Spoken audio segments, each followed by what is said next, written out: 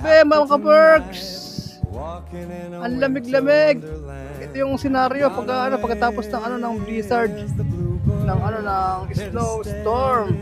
Ito yung kaganapan. Punong-puno siya ng yelo, buong kapaligiran, napakalamig. Nandito tayo ngayon, sa mga hindi nakakilala sa akin, I'm Dondi. Dito sa gitna ng Europa, sa Croatia. Sa gitna ng Croatia, sa Zagreb.